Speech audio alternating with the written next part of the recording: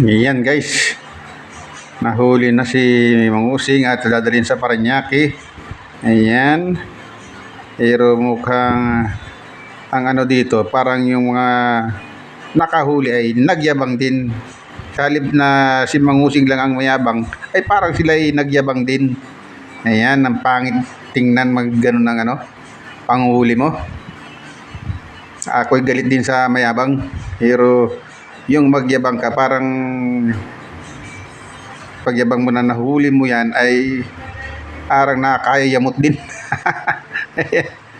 Dapat hindi tayo ganyan. Dapat pagka nagpapatawad tayo ng batas ay tayo makatao. Ayan. Diretso niya siya sa Parañaque.